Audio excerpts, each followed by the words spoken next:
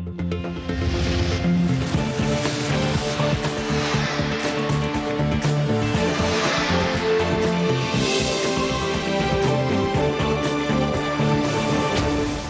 वालेकुम नाज़रीन, आप देख रहे हैं programme the review Kamran Yusuf और शहबाज राना के साथ। नाज़रीन, कोरोना वायरस की एक नई लहर पाकिस्तान में दाखिल हो चुकी है। गुज़श्ता 24 घंटों के दौरान कोई 807 नए केसेस सामने आए हैं और 11 हलाकतें भी हुई हैं। और अगर ओवरऑल एक्टिव केसेस की तादाद देखें पाकिस्तान में तो ये 12,000 से तजावुज़ कर चुकी है। एक वक्त था कि ये केसेस जो हैं वो तकरीबन 6,000 रह गए थे। इसमें से सबसे अहम सवाल है कि अगर ये कोरोना वायरस के केसेस इसी तरह से बढ़ते हैं, पाकिस्तान की मईशत पहले ही सुस्त रवि का शिकार है, तो क्या जो अगला साल है इसमें भी क्या पाकिस्तान में जो मईशत है वो इसी तरह से सुस्त रवि का शिकार रहेगी? और इस तनाजुर में हुकूमत के लिए भी ज़ाहिर बहुत से चैलेंजेस हैं। वो IMF से दरख्वास्त कर रही है कि बिजली की कीमतों में इजाफा और जो इजाफी टैक्स का नफाज है आम लोगों के ऊपर, उस फैसले को मौखर किया जाए। वो शराइत हैं ज़ाहिर सख्त IMF की तरफ से। और जब FBR की बात करें, अगेन एक बहुत बड़ा हुकूमत के लिए चैलेंज। हाल ही में हमने देखा कि एक मुआवने खुसूसी की तैनाती की गई है, लेकिन इस हवाले से जो FBR के अफसरान हैं वो खुश नहीं है। उनके कुछ तहफ़्फ़ुज़ात हैं, वो क्या हैं, उन पर बात करेंगे। और प्रोग्राम के आखिरी हिस्से में हम जिक्र करेंगे कि आपको पता है कि मुल्क में इस वक्त सियासी जो दर्जा हरारत है वो उरूज पर है। अयाज सादिक का मुतनाज़ा बयान हो या फवाद चौधरी के असेंबली के अंदर रिमार्क्स हों, इन पर खूब जो हमारा भारतीय मीडिया है और उनके जो सियासतदान हैं वो खेल रहे हैं। और इस तनाजुर में और इसके बीचों बीच दो अहम जो पेशरफ्त हुई हैं खित्ते में, एक कश्मीर के हवाले से, एक भारत और अमेरिका के दरमियान जो दिफाई मुआहदा हुआ है वो बिल्कुल पाकिस्तान के कौमी मंजरनामे से गायब है, क्योंकि इसकी इम्प्लीकेशंस भी हैं। इस पर भी बात करेंगे। लेकिन प्रोग्राम का आगाज ज़ाहिर है कि कोरोना वायरस के बढ़ते केसेस और उसके पॉसिबल जो इम्प्लीकेशंस है पाकिस्तान की मईशत पर, उससे करेंगे। तो शहबाज, ये वजारत ख़जाना की एक आउटलुक जो मंथली वो इशू करते हैं अक्टूबर की आई है, वो मैं देख रहा था, कोई पॉजिटिव पिक्चर नहीं है। क्या डिटेल में जाएंगे कि क्या इस वक्त पाकिस्तान की जो मुआशी सूरत हाल है वो किस समत जा रही है, और ये जो रिपोर्ट है फाइनेंस मिनिस्ट्री की वो क्या कह रही है? कामरान, जून के आखिर में और जुलाई के शुरू में जब पाकिस्तान में जो कोरोना का फैलाव था उसमें बहुत ज़्यादा कमी होगी, और इसको इंटरनेशनल अप्रिशिएट भी किया गया कि पाकिस्तान ने बहुत बेहतर तरीके से इसके ऊपर काबू पाया। और इसकी इकॉनमी को जिस तरह एक प्रिडिक्ट किया जा रहा था कि लॉसेस बहुत ज़्यादा होंगे, बहुत ज़्यादा नुकसानात होंगे भारत के मुकाबले में और दूसरे ममालिक में, उस तरह पाकिस्तान की इकॉनमी को नुकसानात भी नहीं हुए। और पिछले साल जो हमारी GDP ग्रोथ रेट थी -0.4% थी, जबकि जो फोरकास्ट थे वो तकरीबन 2.5 से 3% माइनस के थे। अब सूरत हाल कुछ ऐसी है, अगर आप देखें जो वजारत ख़जाना महाना उन्होंने एक सिलसिला शुरू किया, अपने इकनॉमिक आउटलुक रिपोर्ट देते हैं। जुलाई और अगस्त की जो रिपोर्ट आई वो बड़ी मस्बत उसने एक पिक्चर पेश की कि पाकिस्तान की इकॉनमी रिवाइव हो रही है। बल्कि सितंबर की जो रिपोर्ट आई उसमें यह था कि हो सकता है कि पाकिस्तान की इकॉनमी पहले क्वार्टर में तकरीबन 1% के करीब ग्रो करेगी और ओवरऑल भी हमारा पूरे साल का जो ग्रोथ रेट है वो पॉजिटिव रहेगा। लेकिन अभी ये जो रिपोर्ट 27 अक्टूबर को वजारत ख़जाना ने जारी की, इसमें एक काइंड ऑफ वार्निंग है कि एक तो आपके जो कोरोना के केसेस में का जो फैलाव वो बढ़ता जा रहा है, जिसकी वजह से पाकिस्तान की जो इकॉनमी है उसके ऊपर इसके जो मनफी असरात हैं। ये बात आपने बिल्कुल ठीक है। एक जो चीज़ मुझे अगर ऐड करने दें, देखें बिल्कुल कोरोना के केसेस बढ़ रहे हैं, लेकिन जो कारोबार है, ज़ाहिर गवर्नमेंट इंस्ट्रक्शन तो दे रही है कि आप मास्क पहने, बाकी एहतियाती तदाबीर करें। जो मार्च अप्रैल में हमने लॉकडाउन किया था वो लॉकडाउन तो नहीं है, बिजनेस उसी तरह से चल रहा है। तो ये दोनों चीज़ें रिकंसाइल फिर कैसे हो रही हैं? अगर बिजनेस अपनी जगह पे चल रहा है, ज़रा कोरोना के केसेस बढ़ तो रहे हैं, क्या इस सूरत में कि हम दोबारा अगर लॉकडाउन की तरफ जाएंगे तब हालात ख़राब होंगे, या वैसे ही वो एक नेगेटिव प्रेडिक्शन है उनकी सारे मामले? कामन दो चीज़ें हैं। जो पहला रिएक्शन आया था हमने मार्च में दिया था इस साल कोरोना को, वो एक नी जक जिसको रिएक्शन कहते हैं, उसकी वजह ये थी कि दुनिया में किसी भी मुल्क को पता नहीं था कि इस सिचुएशन को हैंडल कैसे करना है, मामला से निकलना कैसे है।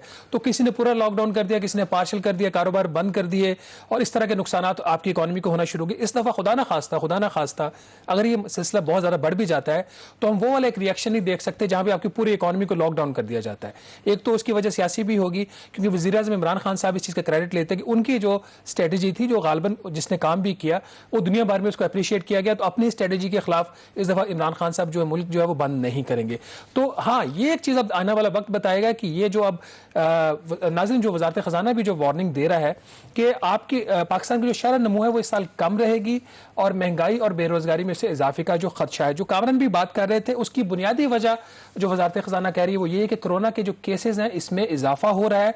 रवां साल की पहली समाही में جو وزارت خزانہ کا خیال تھا کہ معاشی بحالی تھی کی توقع تھی، رجحان ان کا یہ خیال تھا کہ یہ برقرار رہے گا اور کرونا وائرس کی دوسری لہر اس کے جو اثرات تھے ان کے خیال میں نہیں آئیں گے، لیکن یہ جیسے ابھی ہم آپ کو بتا رہے تھے یہ پریڈکشن اب انہوں نے تبدیل کر دی. ان کے خیال میں اکانومی کے اوپر اس کے جو ہے وہ منفی اثرات آ سکتے ہیں. اس کے علاوہ جو دوسری 2-3 چیزیں انہوں نے کہی ہیں بنیادی طور پر اس میں ایک تو یہ کہ جو وبائی امراض کا جو ارتقاء ہے اس کا کیسے پروسیس آگے بڑھے گا، اور ابھی تک اس کی کوئی ویکسین جو ہے وہ اس طرح منظر عام پر نہیں آ سکی، اور پاکستان کے جو دوسرے مسائل ہیں مالی مسائل ہیں اور ایکسٹرنل سیکٹرز کی بھی جو پرابلمز ہیں، آپ کے قرضے بڑھتے جا رہے ہیں، تو یہ وہ 2-3 اور بھی فیکٹرز ہیں جس کی وجہ سے اس سال جو پاکستان کی اکانومی ہے وہ شاید اس طرح نہ بڑھ سکے جس طرح ان کا پہلے خیال تھا.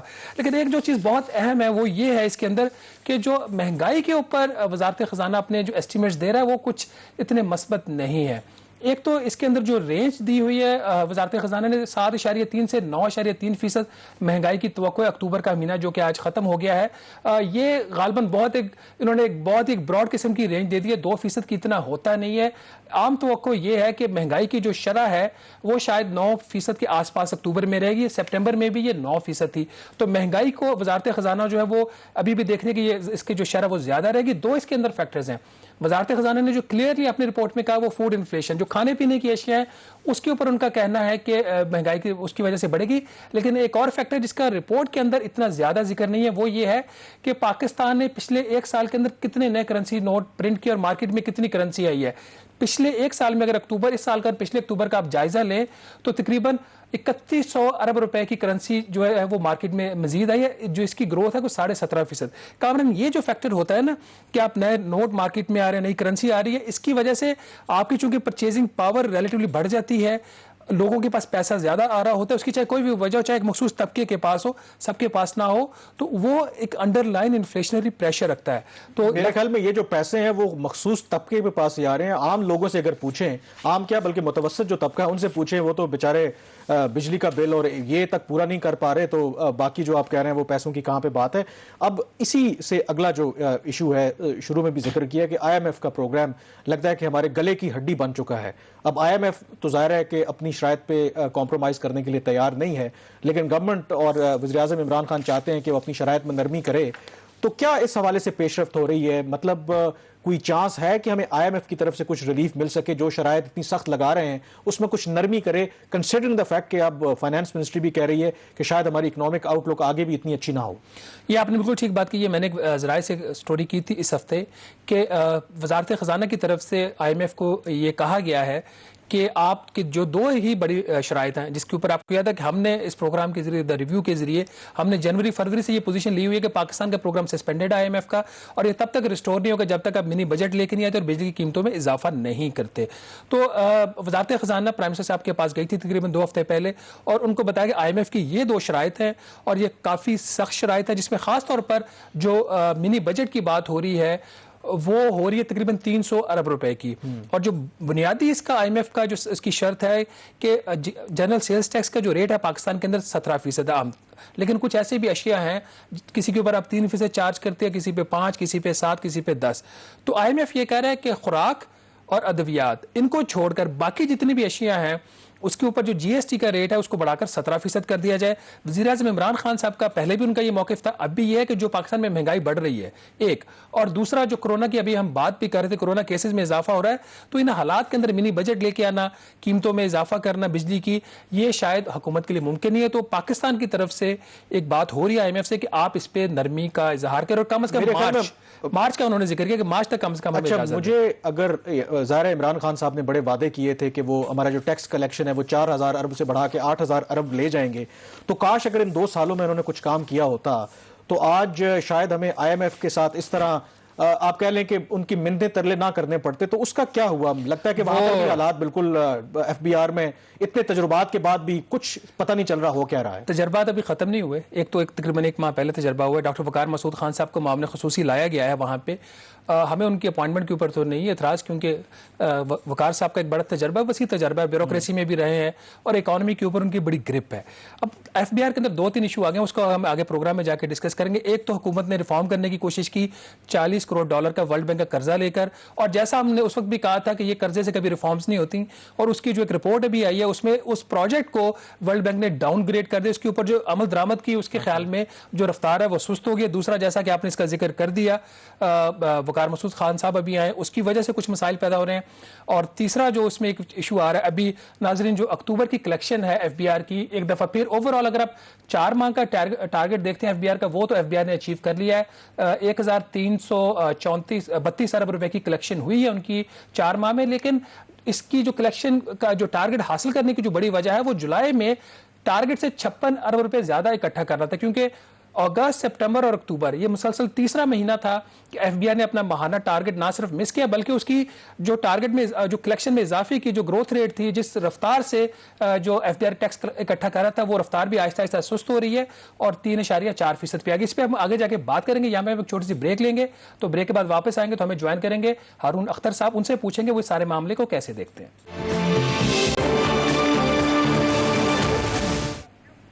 जी, प्रोग्राम द रिव्यू में एक दफा फिर आपको खुशामदीद कहते हैं। जैसे हमने जिक्र किया कि कोरोना के केसेस में एक दफा फिर तेजी से इजाफा हो रहा है और खदशा ये है कि इन केसेस में इजाफे की वजह से पाकिस्तान की मईशत पर मजीद मनफी असरात मुरतब हो सकते हैं। इस पर मजीद बात करने के लिए हमारे साथ स्काइप पर मौजूद हैं इस वक्त हारून अख्तर खान साहब।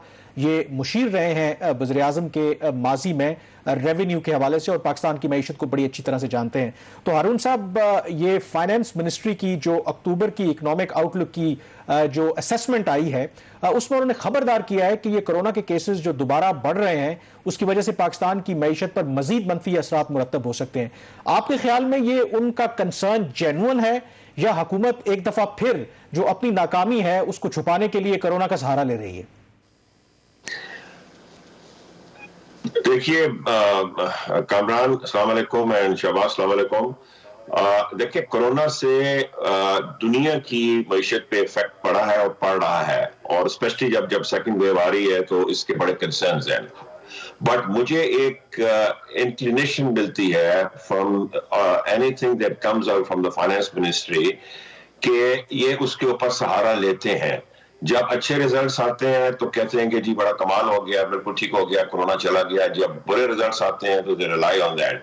हमने ये देखना है कि मार्च से पहले रिजल्ट्स कौन से बहुत अच्छे थे, मार्च से पहले जीडीपी क्या था, मैक्रो इकोनॉमिक इंडिकेटर्स क्या थे, रेवेन्यू कलेक्शन क्या थी, और हमें कंपेयर करना चाहिए अपने इर्द गिर्द के ममालिक से कि वो मार्च से पहले क्या थे और उनकी क्या वर्ल्ड बैंक और IMF फोरकास्ट कर रही है अगले साल की। हमारी अगले साल की कोरोना के बाद भी जो फोरकास्ट है वो को अच्छी नहीं है। हमारी फोरकास्ट इनवेरिएबली 1%, 1.5% जीडीपी ग्रोथ की बन रही है, वेयरएज इंडिया की 6, 7, 8% बन रही है वर्ल्ड बैंक के मुताबिक और IMF के मुताबिक, और बांग्लादेश की भी 6, 7, 8% बन रही है। तो there is something wrong and I feel कि हमारे पास ये एक बहुत अच्छा टाइम था जिसके अंदर हम IMF का प्रोग्राम सस्पेंडेड था और बहुत सारे ऐसे सस्टेनेबल मेजर्स ले सकते थे जिससे इकोनॉमी टेक ऑफ कर सकती थी। इन्होंने लिए थे, कुछ अच्छे मेजर्स लिए थे, बट वो फायर फाइटिंग टाइप चीज थी, वो सस्टेनेबल नहीं थे, और अब मेरा ख्याल है कि जो उसकी स्टीम थी वो निकल गई है। We need much more to be done and I do not see any vision और एनी प्लान। साहब, आप कह रहे हैं कि हुकूमत शायद कोरोना का सहारा ले रही है, ये बात आपकी इस लिहाज से भी दुरुस्त साबित हो रही है कि जो कंपनीज के अभी रिजल्ट्स आए हैं पहले क्वार्टर के, जुलाई सितंबर के, वो रिजल्ट्स इतने कंपनीज के बुरे नहीं आए, बहुत सारी कंपनियों ने मुनाफा शो किया है। तो ये क्या वजह है कि हुकूमत जा रही है इस तरफ के जी बहुत बुरे हालात हो सकते हैं कोरोना की वजह से, जबकि जुलाई में जब इनकी टैक्स कलेक्शन 56 अरब से एक्सीड कर गई थी टारगेट से, तो उस वक्त इन्होंने अनाउंस कर दिया था जी कि कोरोना खत्म हो गया है। देखिए, इट्स वेरी अनफॉर्चुनेट कि जब हम एक मुल्क की बात करते हैं और मैक्रो बात करते हैं तो हम चंद इंडिकेटर्स लेके उससे प्रेस कॉन्फ्रेंस करके कहते हैं कि सब अच्छा हो गया। देखिए, खुदा ना खास्ता countries like Afghanistan and Iraq, वहां भी कुछ बिजनेसेस हैं जो पैसे कमाती हैं, हमेशा जब टर्मोइल में थे तब भी पैसे कमाती थी। इसका ये मतलब नहीं है कि चंद कंपनी से पैसे कमा लिया तो सारे इकोनॉमी ठीक हो गई। Look at the indicators and we need a paradigm shift. मैं बार बार कह रहा हूं, एक ओवरऑल इम्पैक्ट جو انوائرمنٹ بنا ہے وہ انویسٹمنٹ کے خلاف بنا ہے, وہ بزنس کے خلاف بنا ہے, لوگوں میں کانفیڈنس نہیں ہے, لوگ اپنا پیسہ نہیں لگا رہے, نہیں نکال رہے. آپ نے اتنا اچھا کنسٹرکشن پیکج لے کے آیا جو it was a dream come true for some people, but اس کی بھی آپ ٹیک آف نہیں دیکھ رہے because certain micro things need to go along with the macro decisions and they do not, as if everybody, every separate department is trying to do everything separately. There is no holistic picture. There is nobody looks to be the leader in coordinating different things and moving ahead. There is a lack of that, and I do not see that. آپ کی اسی بات کو آگے لے کر چلتے ہوئے ظاہر ہے کہ وزیر اعظم عمران خان کہتے ہیں کہ معیشت جو ہے وہ درست سمت پر جا رہی ہے, لیکن آپ کہہ رہے ہیں کہ ظاہر ہے کہ کوئی کوآرڈینیشن نظر نہیں آتی, اور اس میں بہت سی چیزیں ظاہر ہے کہ اصلاحات بھی مانگتی تھیں, اور ایف بی آر ایک بہت بڑا چیلنج تھا اس گورنمنٹ کے لیے, ماضی میں حکومتوں کے لیے رہا. یہ جو 40 کروڑ کا ورلڈ بینک سے ہم نے 40 کروڑ ڈالر کا قرضہ لیا کہ ریفارم کرنی ہے ایف بی آر کے اندر, ظاہر ہے کہ اس کو شبر زیدی صاحب نے بھی اپوز کیا, جب پی ایم ایل این کی گورنمنٹ تھی وہ بھی اس کے حق میں نہیں تھے.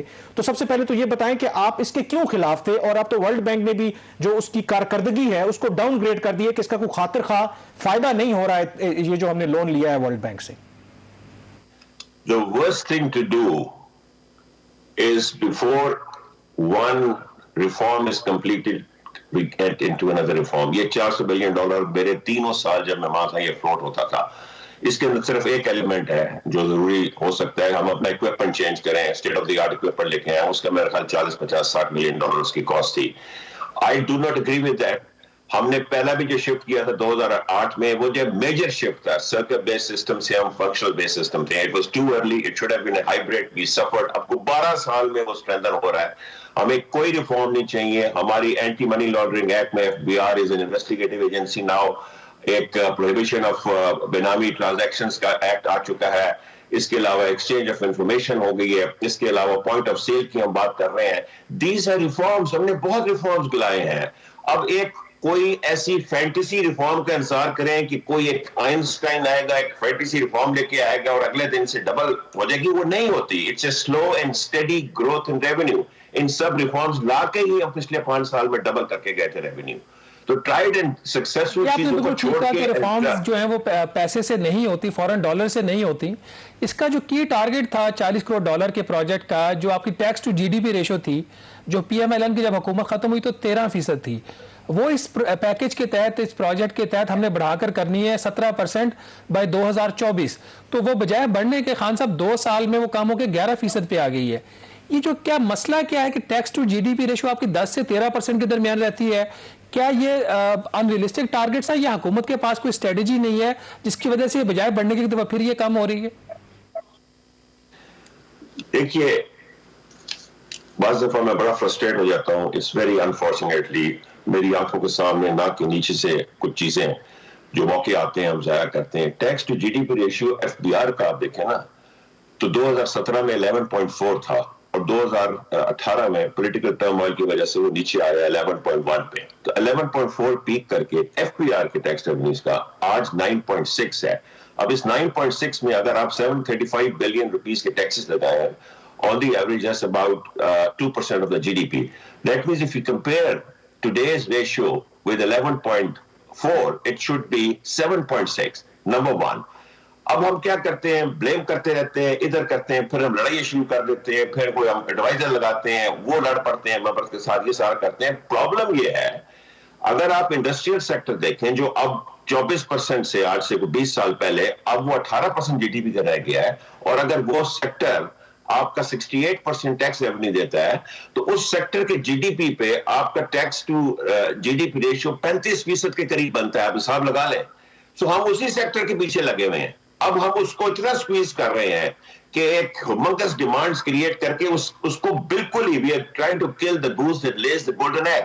ایگریکلچر پہ ہم لگاتے نہیں ہیں. ایک قسم کا ایک گالی سمجھ جاتی ہے. بھائی کون کہتا ہے کہ ایگریکلچر کو آپ خراب کریں؟ ہم کہتے ہیں کہ پاکستان میں جو آدمی جس طرح پیسہ کماتا ہے ایک سرٹن تھریشولڈ کے بعد اس کو ٹیکس پے کرے.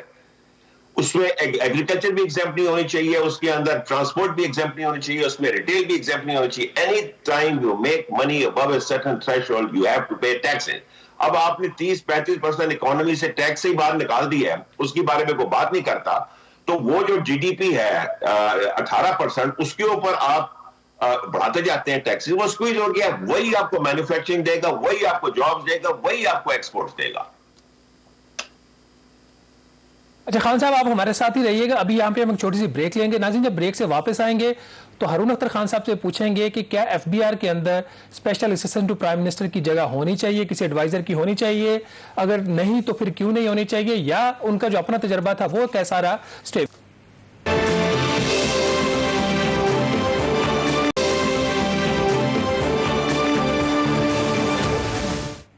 جی بریک کے بعد ایک دفعہ پھر آپ کو خوش آمدید کہتے ہیں. ہم ایف بی آر کے معاملات پر بات کر رہے ہیں اور ہمارے ساتھ ہارون اختر صاحب موجود ہیں.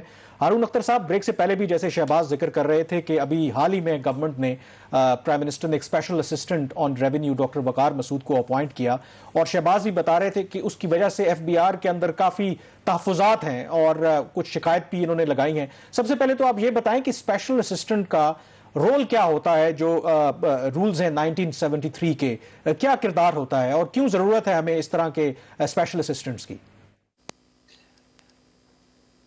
دیکھیے ہماری کانسٹیٹیوشن نے یہ جانتے ہوئے کہ سارے ایکسپرٹس جو ہیں منسٹری چلانے کے لیے وہ پارلیمنٹ سے نہیں ہو سکتے. پارلیمنٹ کی کرائٹیریا اور ہوتی ہے اور ایکسپرٹس کا کرائٹیریا اور ہوتا ہے. بہت سارے ایکسپرٹس جو ہیں وہ سیاست میں نہیں آتے, اس لیے وہ ایڈوائزر کا رول 5 ایڈوائزر آپ بنا سکتے ہیں, سیورل اسپیشل اسسٹنٹس بنا سکتے ہیں. اس کی کوئی ایگزیکٹو پاور نہیں ہوتی, یہ پاور دیتا ہے فرام دا پرائم منسٹر. اور اگر یہ صرف اپوائنٹ کر کے اس کو کھلا چھوڑ دیا جائے then he will not be able to do anything. مجھے ڈار صاحب نے لگایا تھا اور پرائم منسٹر نواز شریف نے لگایا تھا, ڈار صاحب کے ساتھ لگایا تھا, اور میں نے تھرو آؤٹ یہ ایفرٹ کی اور اسٹرگل کی اور اللہ کے فضل سے میں کافی کامیاب ہو گیا کہ میں نے یہ ان کو یقین دلایا کہ میں کسی کی ٹیریٹری انکروچ کرنے نہیں آیا, میں ان کی ٹیریٹری کی ویلیو انہینس کرنے آیا ہوں, ویلیو ڈیلیٹ کرنے نہیں آیا. اور میں نے ایمیکیبلی لوگوں کو ساتھ چلانے کی کوشش کی. اس میں اپنا خود آپ کو سپیس کریٹ کرنی پڑتی ہے, اپنی ویلیو ایڈیشن کرنی پڑتی ہے, لوگوں کو ساتھ لے کے چلنا پڑتا ہے, آپ کو ڈائریکٹلی کانٹیکٹ رکھنا پڑتا ہے فائنانس منسٹر کے ساتھ, پرائم منسٹر کے ساتھ, تب یہ کام چلتا ہے. Otherwise it has no executive authority. اور اس خاص سچویشن میں پاکستان کی آج جو ہے ادھر تو فائنانس منسٹر بھی کوئی نہیں ہے. Basically, the finance minister is the prime minister of Pakistan. So executive authority یا prime minister کے پاس ہے یا ایف بی آر چیئرمین کے پاس ہے. تو یہ تو ہونا ہی ہونا ہے اس طرح جو میں نے خبریں سنی اور شہباز صاحب کے آرٹیکل کو بھی میں نے دیکھا ہے. تو ادروائز یہ اپوائنٹمنٹ جو ہے یہ فائدے کی جگہ نقصان پہنچائے گی. اچھا بیسیکلی خان صاحب آپ یہ بات کہہ رہے ہیں کہ پہلے تو جو ایسے ہیں پرائم منسٹر کے, ان کو ایف بی آر کی جو بیوروکریسی ہے اس کو یہ کمفرٹ دینا ہے کہ ان کی وہ ٹیریٹری انکروچ کرنے نہیں آئے, ان کی ویلیوڈیشن کے لیے وہاں پہ آئے ہیں. تو دیٹ از دا کی message from your side. That is the first and most important message.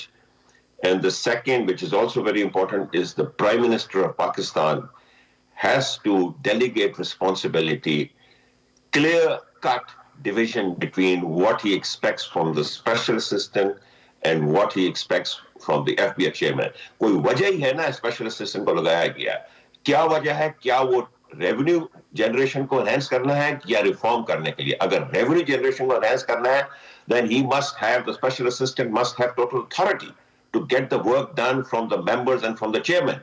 اگر ریفارم کے لیے لگایا گیا then he should come up with a plan, discuss with the prime minister and then have an implementation power and a process through which he can implement those things. یہ ہوا میں چیزیں نہیں ہوگی, خود اسپیشل اسسٹنٹ بیٹھ کے یہ سارا کچھ نہیں کر سکیں گے, یہ تھرو آؤٹ اس طرح کی بدمزگیاں پیدا ہوں گی. ارون صاحب جو اس وقت ایف بی آر کے اندر چیلنجز ہیں, ایک ویو یہ بھی ہے کہ شاید جو ایف بی آر کے اندر پرانی بیوروکریسی ہے وہ سٹیٹس کو کوئی بھی شخص اگر توڑنا چاہے گا تو نہیں مانیں گے. شبر زیدی کی مثال ہمارے سامنے ہے, تو کیا اس کی یہ وجہ بھی ہو سکتی ہے کہ وہ اس لیے اپوز کر رہے ہیں, یا آپ کو لگتا ہے کہ یہ جو بھی اسپیشل اسسٹنٹ ہیں ٹھیک ہے گورنمنٹ کو منسٹرز کو اسسٹ کریں بٹ چیزوں کو مائکرو مینج نہ کریں؟ پرابلم کہاں ہے آپ کی نظر میں؟ دیکھیے یہ مجھے آپ بتائیے کہ میرے 3 سال میں 4 ایف بی آئی چیئرمین آئے. باٹم لائن یہ ہے کہ میں کسی سے جھگڑا نہیں اور ہم ایک ڈبل کر کے ریونیو چلے گئے. یہ چیزیں اگر آپ بہانے نکالنے لگیں گے تو یہ بہت ساری چیزیں ہوں گی. بھائی ایف پی آر کے پاس ہر ممبر کے پاس دی چیئرمین کے پاس ایگزیکٹو پاور ہے, وہ کہتے ہیں کہ ڈیسیجن ہم نے کرنے ہیں, اکاؤنٹیبل ہم ہیں. یہ اسپیشل اسسٹنٹ صاحب کہاں سے آ گئے ہیں؟ So what I'm saying is the Prime Minister has to draw the line, and the power of the Special Assistant comes from the Prime Minister of Pakistan, does not come from the FBI chairman.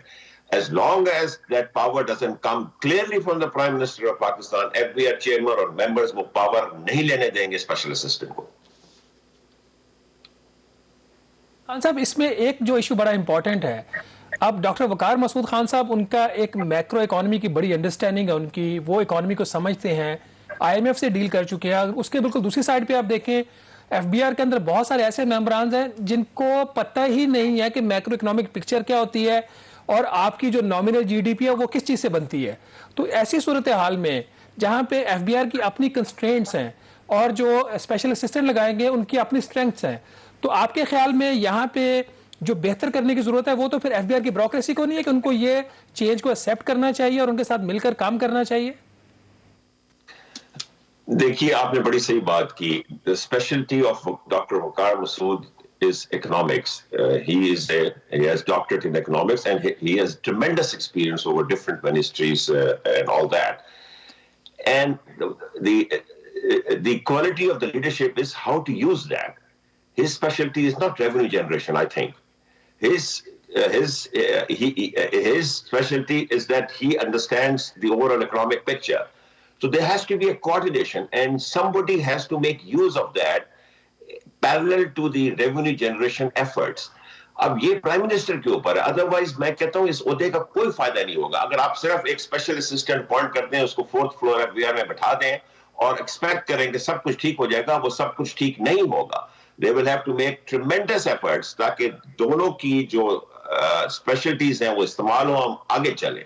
I think یہ آپ کا point بڑا important ہے اور یہ کرنا پڑے گا. ہارون اختر صاحب بالکل آپ کہہ رہے ہیں کہ میرے خیال میں کلیئرٹی جو ہے وہ بہت ضروری ہے, وہ گورنمنٹ کے لیے, اپنے لیے بھی, اور کسی کو بھی وہ اگر تعینات کرتے ہیں تو اس کو ایک کلیئر ٹاسک دینا چاہیے کہ اس کا مینڈیٹ ہے کیا. اس نے ریفارمز کرنی ہے, ریونیو بڑھانا ہے, تاکہ اس کے پاس کلیئر ایک روڈ میپ ہو اور وہ میسج شاید نیچے بھی جانا چاہیے. تو کلیئرٹی کی اگر بات کریں تو یہ گورنمنٹ میرے خیال میں بہت سے معاملات میں کلیئر نہیں ہے. آپ کے پاس اس میں ہارون اختر نے دو باتیں بہت اچھی کہیں, اور جس میں میرے خیال میں جو بنیادی بات تھی ان کی وہ یہ تھی کہ پرائم منسٹر آف پاکستان کو ایک کلیئر مینڈیٹ دینا ہے کہ وہ معاملے خصوصی ڈاکٹر وقار مسعود خان صاحب سے کیا چاہتے ہیں, چیئرمین ایف بی آر سے کیا چاہتے ہیں, اور حفیظ شیخ جو فائنانس کے ایڈوائزر ہیں ان سے کیا چاہتے ہیں. تو جب تک وہ مینڈیٹ مسنگ ہے, جو کہ میرے خیال اس وقت تک مسنگ ہے, تب تک معاملات آگے نہیں چلے. لیکن آپ کیا چاہتے ہیں یہ بھی سوال ہے, یہ بھی ایک چلے سوال. ایک گورننس کی آپ نے بات کی.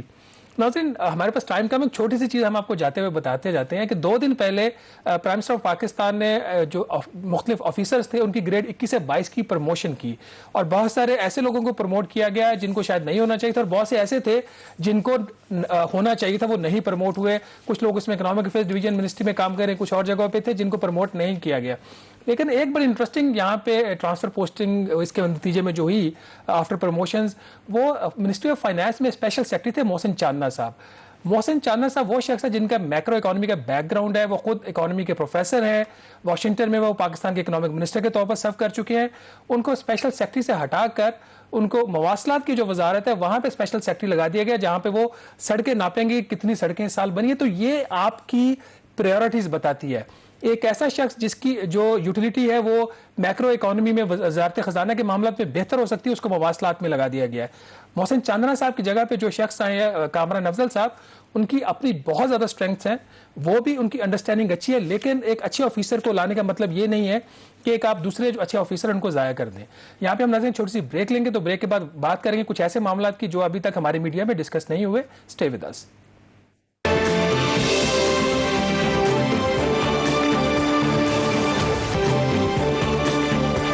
پروگرام کے ریویو میں ایک دفعہ پھر آپ کو خوش آمدید کہتے ہیں. ملک میں اس وقت سیاسی درجہ حرارت عروج پر ہے, اور اس کی وجہ یہ ہے کہ اپوزیشن اور حکومت کے ممبران میں خوب اس وقت آپ سمجھ لیں کہ بیان بازی چل رہی ہے, الزام تراشی ہو رہی ہے.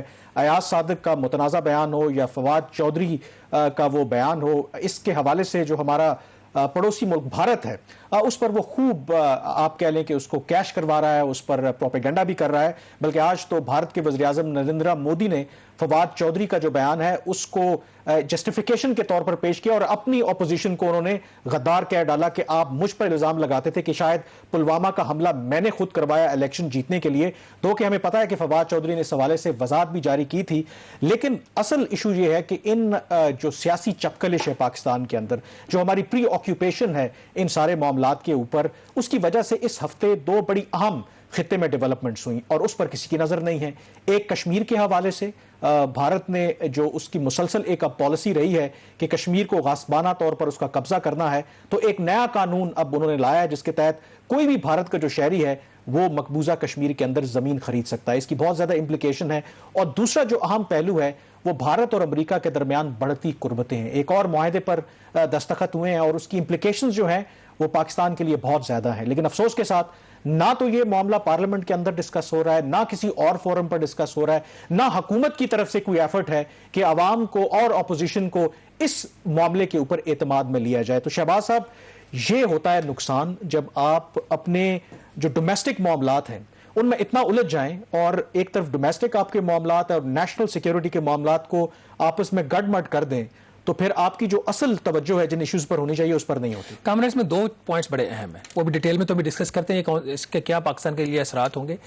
پہلی بات یہ کہ کلیئرٹی آف دی رسپانسبلٹی, جو ابھی ہارون اختر بھی بات کر رہے تھے, اس کو آپ نیشنل لیول پہ اس کو لے جائیں. پرائم منسٹر آف پاکستان کی کیا رسپانسبلٹی ہیں, پارلیمنٹ کی کیا رسپانسبلٹیز ہیں, ملٹری اسٹیبلشمنٹ کی کیا رسپانسبلٹیز ہیں, اور انٹیلیجنس ایجنسیز کی کیا رسپانسبلٹیز ہیں.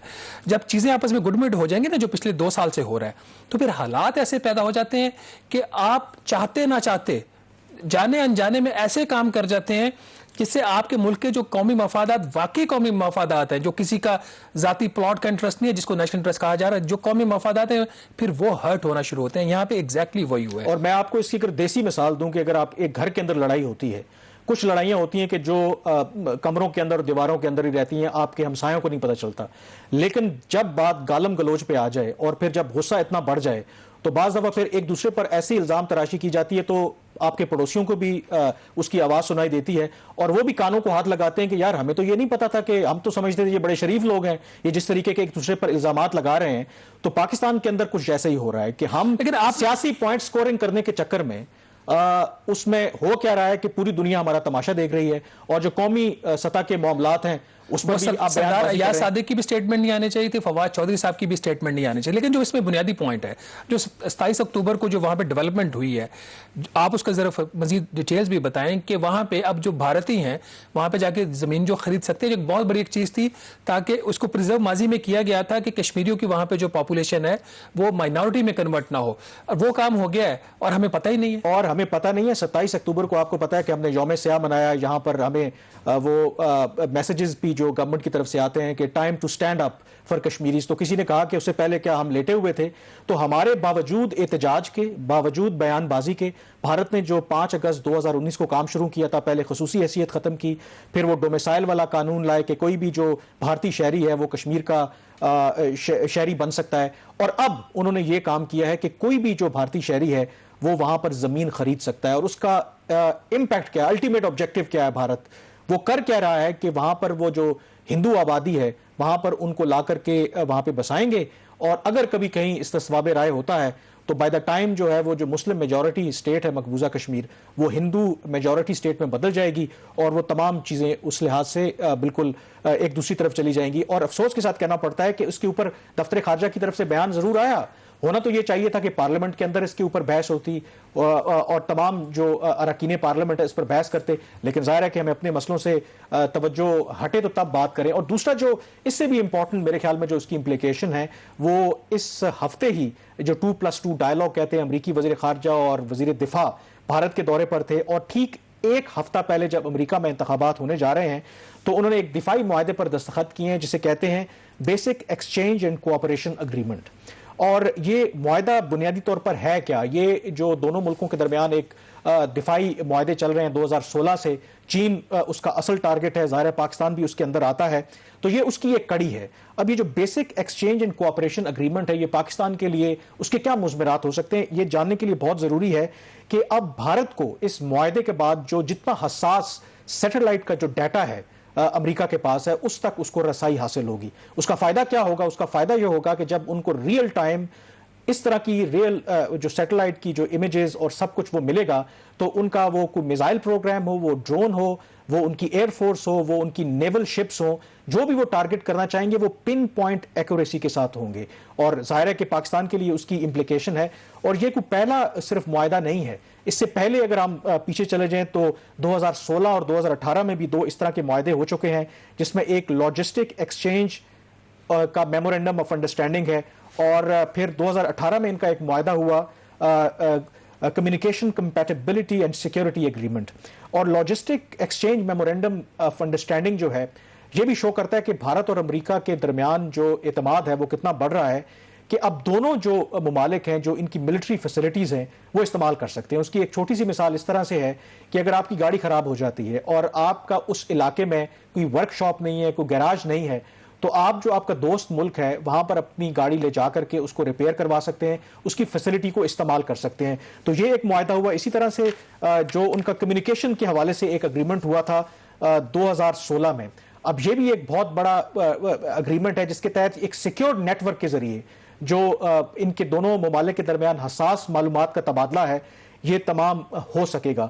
تو شہباز یہ وہ معاملات ہیں جس کا میں ذکر کر رہا تھا کہ پارلیمنٹ کے اندر بھی بحث ہونی چاہیے, اور جو ہمارے سیکیورٹی کے ادارے ہیں, ظاہر ہے کہ ہمارے پارلیمنٹیرینز کی تو اتنی کیپیبلٹی ہے بھی نہیں اسٹریٹجک معاملات کو وہ دیکھیں, یہ ایک الگ المیہ ہے, لیکن جو ہمارے سیکیورٹی کے معاملات کو ادارے سارے دیکھتے ہیں ان کو چاہیے تھا کہ ان تمام اپوزیشن کے اور حکومتی لوگوں کو بلا کر اس کے اوپر بریف کریں, کیونکہ اس کی سیکیورٹی امپلیکیشنز ہیں. لیکن افسوس کے ساتھ کہنا پڑتا ہے آج تو میڈیا کے اوپر اور نارا صادق کی سٹیٹمنٹ کے بعد کیا وہ بریف کریں گے بھی یا نہیں, یہ بھی ایک سوالیہ نشان پیدا ہو گیا ہے. کامران, اس میں جو باٹم لائن ہے جہاں سے ہم نے سٹارٹ لیا تھا پروگرام کا, اگر آپ کی اکانومی مضبوط ہے تو آپ کا دفاع مضبوط ہے, اگر آپ کی اکانومی مضبوط ہے تو آپ کی خارجہ پالیسی مضبوط ہے. یہاں پہ اکانومی جو حکومت کی اسٹرینتھ ہونی چاہیے تو سب سے بڑی ویکنس بن گئی ہے, جس کی وجہ سے واقعی جو نیشنل سیکورٹی جس کو کہا جاتا ہے نا وہ اب انڈر تھریٹ ہے. اور ایک اور چیز, اس کو ہمیں صرف پاکستان کے کانٹیکس میں نہیں دیکھنا چاہیے.